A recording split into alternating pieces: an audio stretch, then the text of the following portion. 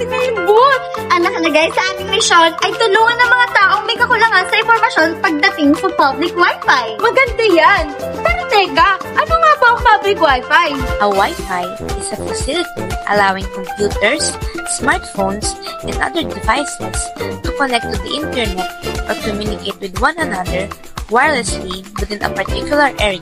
Oo naman! Ngayon alam na natin kung ano ang Wi-Fi at namang alamin kung ano ang mga panganib na ating ma-encounter kapag connect tayo sa public Wi-Fi.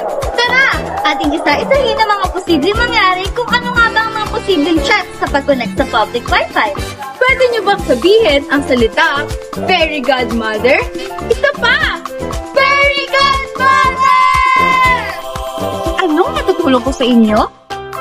Fairy Godmother! Kailangan namin ang inyong tulong. Ito kasi si Boots sa pakahilig kumunik sa public Wi-Fi. Ayaw niyo makinig na hindi lahat ng libre ay safe. Naku, ang public Wi-Fi ay isa sa mga paraan ngayon ng ginagawang bait para makapag-hack at kuha ng impormasyon tungkol sa atin. Hindi dapat natin ito basta pinapatulan agad. Isa sa mga pwedeng mangyari ay identity theft. Makuha ang mga mahalaga o personal na impormasyon tungkol sa'yo. Data breach.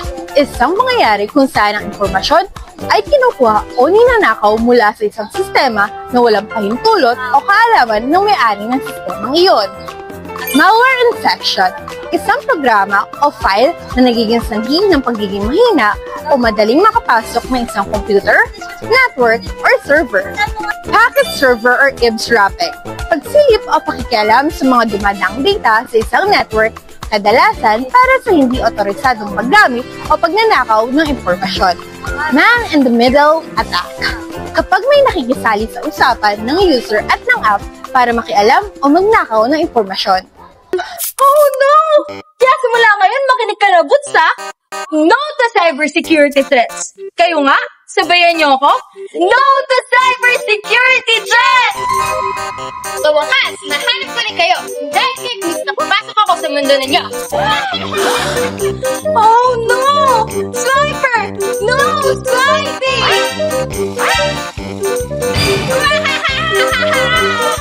Very good, Mother! We need your help! But to stop the malware from further spreading, make sure to turn off your Wi-Fi at all times.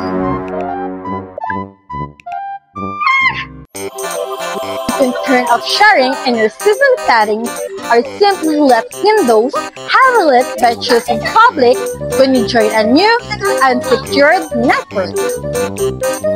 Sniper, no swiping! Sniper, no swiping! Lastly, it's better to use your mobile data or private hotspot for sensitive tasks. It's a safer choice than a public Wi-Fi. Yes! Matagumpay nating naiwasan ang isa pang panganib. Maraming salamat, Fairy Godmother! At syempre, sa tulong nyo, mag-ingat tayo sa panganib na pwedeng dulot ng simpleng pag-on ng Wi-Fi. Tandaan na hindi lahat ng libre, ligtas. Hanggang sa muli, paalam! Go!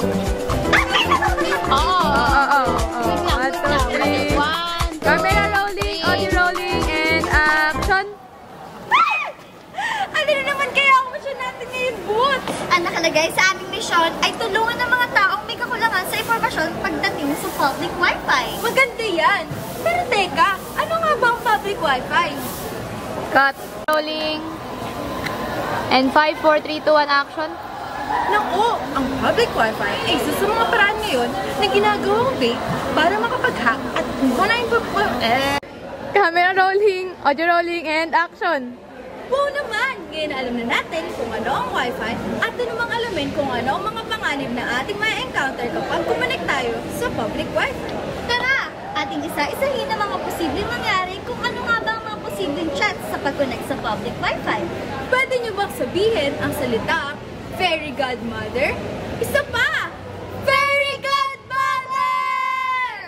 Audio rolling, camera rolling, and 5, 4, 3, 2, 1, action. Oh no!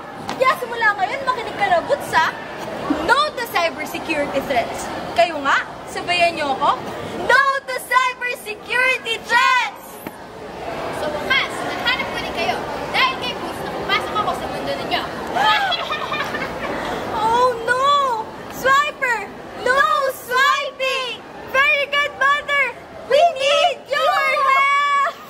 1 action. In 5, 4, 3, 2, 1. Pag maingay, action. Naku, ang